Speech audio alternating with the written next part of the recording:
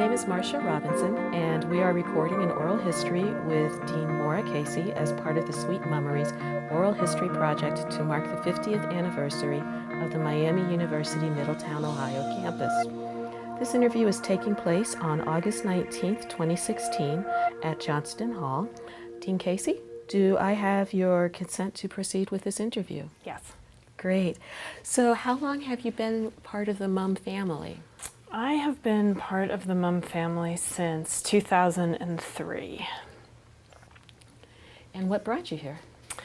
I graduated with my PhD from the University of Connecticut in 2003, and I had been working on one of the regional campuses of the University of Connecticut. So when I applied to potentially teach on a regional campus of Miami University, I figured I had the relevant experience and I was interested in working with that same type of student population. So, and in my field, it's very competitive. The tenure track positions are very hard to get, so I was very excited to get the interview here and then ultimately to get the job. Can you tell us about your field? Sure. I work in English. I'm now a professor of English.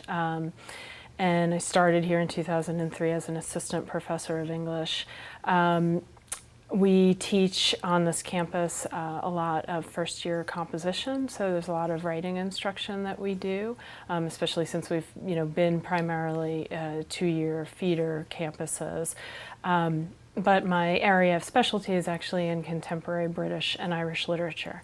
And so I've been lucky enough to be able to teach both first-year composition, which I also really love teaching, but I've also been able to teach some upper-level British literature classes as well.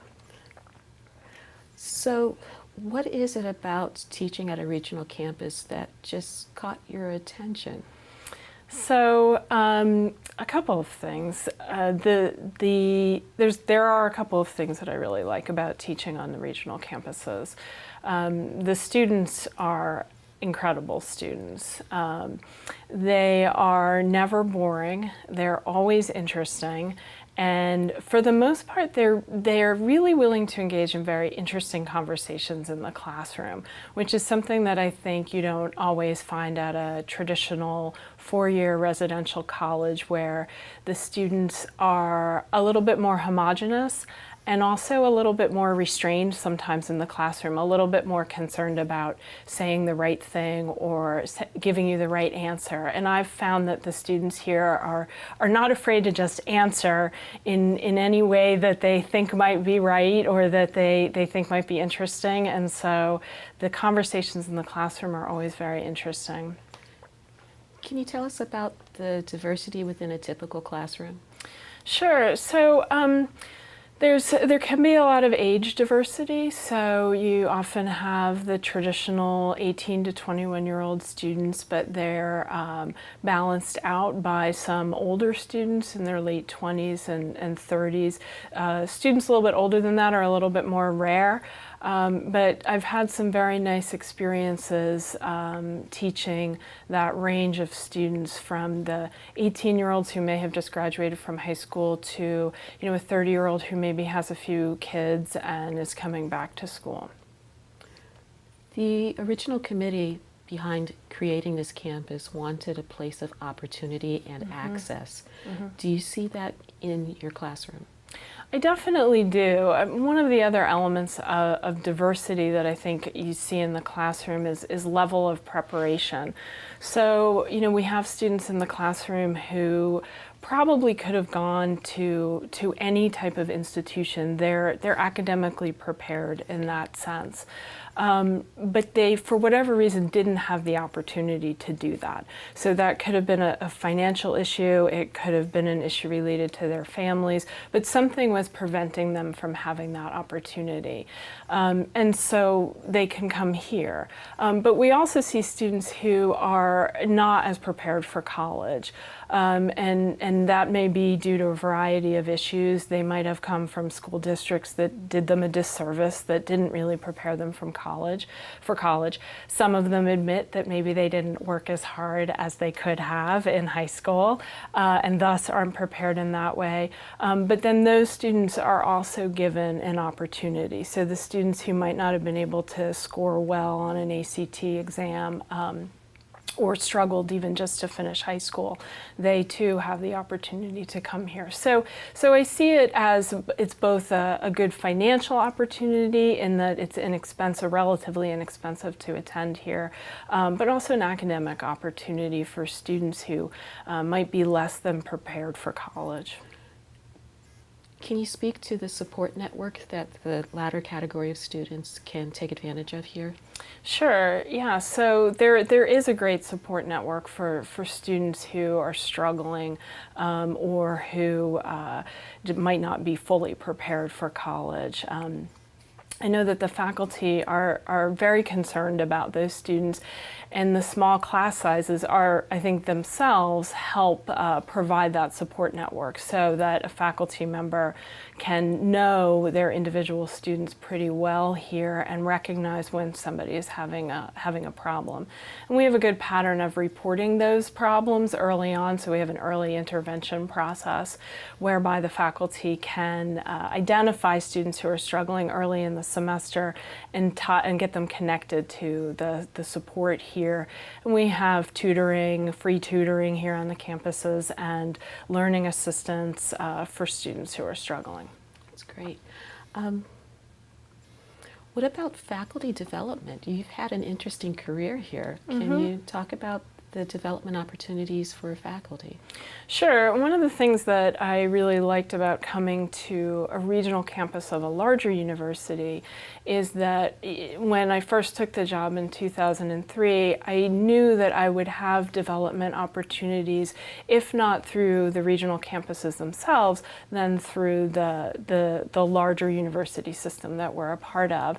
And so when I first got here, I was in a new faculty teaching enhancement program, trying to remember the exact name of it. And so that was for faculty in their first and second years, and we had a series of faculty development seminars just to help people become better teachers, basically. And then shortly after I got here, I'm not sure in what year, the Middletown campus formed the Center for Teaching and Learning so that we could have faculty development seminars and conversations here on this campus. Okay. Would you say that our faculty continue to research and publish in addition to focusing on teaching? Oh, definitely. Our faculty are very active in research and publishing, even while the bulk of their job is really about their experiences with students in the classroom. As an associate dean, I read a lot of faculty annual reports, and so I see that our faculty are very active and engaged in their fields, and there's a great deal of very high quality research and publishing happening. As we talk about MUM, have you seen changes on the campus or heard about changes on the campus over the years? You've mentioned CTL. What other things have changed here? Well, quite recently, we've been adding more four-year bachelor's degrees for our students, and so I see this as a really important evolution in the opportunities that we can provide students. So initially, the opportunity we were providing when the campus first opened was to really give students the first 2 years towards a bachelor degree or just an associate's degree, right? So we were giving them that opportunity towards an associate's degree or helping them get started so that they could finish on our main campus. And now, with some new encouragement from the university as well as from the state of Ohio, we've been trying to do more for our students so that they can start here on this campus and get an entire bachelor's degree here on this campus. So I think the opportunities are expanding for our students at this point in time. That's very exciting. And I would say those are probably the biggest changes I've seen that have just happening in the last 2 years than any change that happened in the previous 10 years that I was here. When students graduate, what is it like to observe a graduation? What does it mean to the students? graduation is my favorite day. It's very, very exciting. It's very emotional too. The students on this campus value that graduation and getting that diploma so highly. They don't take it for granted. They've worked very hard, and I think one of the nicest things is that we basically bust out of the spaces that we have for our recognition ceremonies on the regional campuses. We always have to think about how much space it's going to take, because we know that every student is going to bring just about every person in their family to graduation. So how do we account for all those people? And of course, we don't want to not have them bring their whole family. So I think it's just impressive to see with these students and their families how much that event means to them. It is huge. Have you been in touch with any students after their time here? And what have they said to you about MUM? Mm-hmm. I have, and I would say they've been in touch with me more than I've been in touch with them. So I have had students get in touch with me. It's funny how much they remember about a class that I can barely remember now, that maybe happened 10 years ago. And one thing that stands out to me is that they've formed very strong bonds with the students they were in their classes with. So I can think of one student in particular who got in touch with me several years after he had graduated, and we were talking, and he said, you know, I still am in touch with 3 or 4 of the people in that class that you taught. So, and he asked me, so do you still teach Paulo Freire's essay? Do you still do this? And clearly they got so much out of it, or at least he did, and he remembered, you know, even the readings, and was still in touch with his classmates, which was really cool. So when you're planning a class, it sounds like you're not compromising on the course content because you're at a regional. Mm-hmm. What do you think of when you're planning a class? What are your goals for the students? Well, so whatever the learning goals are for the course come first when I'm planning a class. But I try very hard not to sacrifice the rigor, even though, you know, I do know that I'll have students in the classroom who might be, you know, less prepared for college than you would like. I want them to learn, and I really stress to them that I think that learning involves change and growth. And so when I'm thinking about planning a class, I'm thinking about how do I help these students be different people on the other side of the class, so that when they get through the class, they think a little bit differently. I want them to change over the course of their education. I think it's very important that a student be a different person when they complete their education. The planning committee thought that a liberal arts education should be somewhat transformative. It sounds like that's what you also see.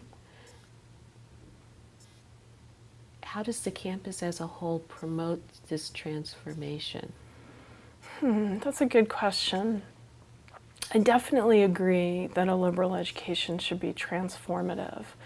I think that there are synergies from class to class, so that a student who is taking an English 111 composition course may be writing about topics that they're investigating in a science class or a social science class.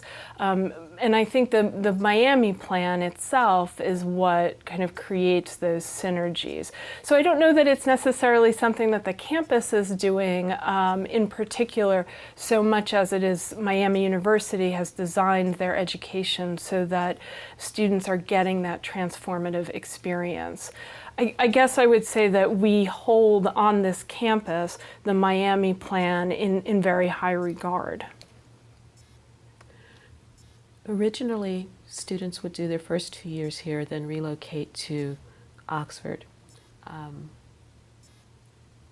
Do you see the Oxford standards then here on the Miami campus, that the faculty are moving students toward that Ivy League level of education, and how, if I'm repeating myself, you can say I've already answered that, but what do you see as that public Ivy at a regional campus? So I do think that we on this campus are preparing students for a Miami-Oxford level education. I think we are dealing with a student population that sometimes, in some cases, needs more transformation earlier on and maybe faster than a student who is fully prepared to start at the Oxford campus. But that's certainly not the case for every student. As I said before, some of our students come in fully prepared for that level of an education. But I think it's one of the challenges that makes teaching here really interesting too, is that one of the things you're trying to do in those first 2 years of their education is really get them to a point where they're ready for that sort of public Ivy rigor of an education. Yeah. Okay. We like our students to be well-rounded. Are you comfortable with talking about any of our student activities or our student organizations or different events that come to mind? I'm a lot less familiar with the student activities than I am with the academics, so I don't know if I have a particular example of that. Okay, that's fine. What about the sense of family? You talked about the students who formed a bond in the classroom. Are there any other bonds that you see forming on campus? Sure. Well, to come back to your original question about how I got started here, I think one of the things I immediately felt, particularly on this campus, was a connection to the other faculty. I felt very much at home almost immediately here. And I'm not quite sure exactly what that was about, but there seems to be a closeness, and I think some of that has to do with the size of the campus, that faculty are close. It feels like a family. There's a kind of connectedness there. So I would say there's definitely a family sense among the faculty. And you know, you're excited for your community, your family members when they do well, and you worry about them when you know when people know that somebody's sick. I mean, there's a lot of concern and efforts put out to support people through some of their harder times too. So I see that definitely amongst the faculty, and I should say the staff too. The staff and the faculty really work very closely together, and it all feels very much like a family. So. Do you ever see that sense of family extend to the broader Middletown community or the five-county area? Any connections of MUM giving back to the community? Sure, there are numerous examples of that. In fact, earlier this year, we just worked on I helped contribute to the Share the Love campaign, where we were putting together supplies for Syrians, people in Syria who are experiencing the war. And there's a community of people in the Westchester area who are themselves refugees or have come from some war-torn areas. And so we were working with them to make sure that we could get these supplies to Syria, and there were students working on this as well. And we were also working to put together supplies for the sojourner recovery services too here in Butler County. So, and that's just one example though. There are so many examples. The Syrian Women's event that was held earlier this year, which was pretty much entirely focused on the refugee experience of women here in Butler County. And so faculty and staff do all kinds of things, activities and volunteer efforts in the community that help connect us to the immediate area. As I'm listening to your story, it sounds, the word that comes to mind that you stress is synergy. Mm-hmm. And it sounds like an intentional synergy. Mm-hmm. How does this benefit the students? Well, the students, I think, need to have a variety of experiences. We were using the word well-rounded before. We want the students to be well-rounded. And so I think when all of the events that are happening on a campus combine with the academic content of the classes, the curricular programming, combined with the co-curricular programming and the extracurricular programming, gives students that full campus experience, right? So they're not just going to classes and going home, but they're going to classes and then they might go to a lecture and then they might go to a basketball game, and they might also participate in a volunteer effort in the community. And so all of those things, I think, combine to get a student a complete education.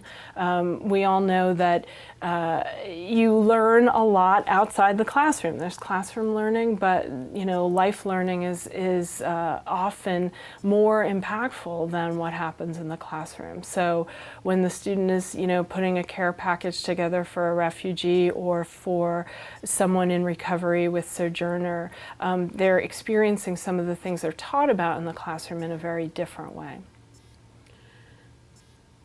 You mentioned basketball and other activities. Are there any particular performances that you may have attended at Dave Finkelman, or anything that stands out that is just fun about being here? Sure. Well, I've attended a few performances. I saw Arlo Guthrie last year at the Finkelman, and that was a sort of blast from the past for me because I used to go to see Arlo Guthrie in Carnegie Hall on Thanksgiving when I was in college. And I've been to a number of other performances. And then, and there's been several lectures too at the Dave Finkelman Auditorium that have been excellent, yes. So it's fun to be a faculty and it's fun to be a student here and be on the staff. It's just a lively place. It is, yes. You mentioned the complete college experience. Mm-hmm. So some people think you have to have dormitories for that complete experience. What do you think about that? I don't think you have to have dormitories for a complete college experience. I think that we are a commuter campus because that's part of our mission, is to provide opportunity for students who really can't do a four-year residential experience. And I think when you're 35, you probably don't want that residential experience. You're looking for something different from your education. And many of our 18 to 21-year-olds are also looking for something different from their education. So I think, though, that being a full-service campus with the activities, with the lectures, with the concerts, with the basketball games and the other sporting events, I think does give students that full campus experience. And what about the international environment? We talked about the refugees, mm-hmm. but our campus has become more of a multinational destination. Mm-hmm. Can you speak to that evolution? Sure. The arrival of the English Language Center students on this campus has been a really exciting step, I think, for the campus. And the students, so our American students get exposure to a culture that they might not normally have easy exposure to. So I look forward to that continuing. We're still, relatively new with the Chinese students. They've only been here for a couple of years now, and I think it's very exciting, both for the campus and for the surrounding community. I understand that we've gotten through our system of working with one country, but we might be looking to expand to attract students from other countries? Mm-hmm. Okay. Do you want to speak to that? I don't know enough about, I think, to speak to that. Okay, yeah. Then that would be fine. Is there anything else that you would like to contribute to the record? What do you think might be the future of the campus, or anything that you definitely want people to know? Well, I definitely want people to know that this is Miami University. We are Miami University. Through all the changes we've gone through, that's a really important part of the Middletown campus identity. And that we are an institution that provides high quality degrees for students, now new 4-year bachelor degrees for our students, and that we will continue though with the relocation opportunities for students so that students can continue to come here. If they do not want one of our 4-year bachelor's degrees, they can still relocate to complete one of the over 70 majors that the Oxford campus has to offer. But I think that's I think that what's more important is our size and our sense of family here. That when a student comes here, they're really cared for. We really have their best interests at heart, and students don't get lost in the shuffle at Miami Middletown. They're really well looked after here. So you said there was a special moment that let you know what being at Miami would be like? Sure. So when I came here for my on-campus interview, which is the normal part of being a finalist for a position, I arrived in the Cincinnati airport, and when I got off the plane, Jeff Summers was there to greet me, who was a professor in the English department and the English coordinatorship here on this campus. And I recognized Jeff from the earlier interview I had done, and I immediately felt very comfortable with him. He was a person, even just shaking his hand in the airport, that I felt a little bit as if I had known him all my life. And that was very representative, I think, of my experience with the other faculty members here at Miami Middletown. Jeff later became I guess an official mentor for me. I was going to say unofficial, but I think it might have actually been part of a more official mentoring program. He became a mentor to me and really gave me some very good advice on how to make sure I was publishing and how to get tenure, and ultimately I was successful in doing that. So I owe a lot to Jeff Summers. So this is the kind of mentoring we do for our students. Even the faculty receive that kind of mentoring. Yes, and that's very important for faculty because it is a very rigorous process to come here as an assistant professor and be tenured at Miami University. So the mentoring process is very important. Can you speak to a new initiative that recently started, Miami Red? For women? Yes. So a few of the women faculty and staff and actually students are organizing an official process for mentoring of female faculty and students here. And they've just gotten this started. So they started this, I think, just last year was the first series of events.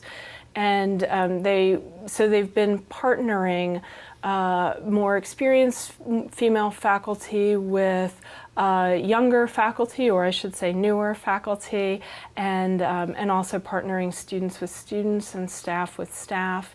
And I myself am mentoring or mentored 2 women here at Miami, 1 faculty member and 1 staff member.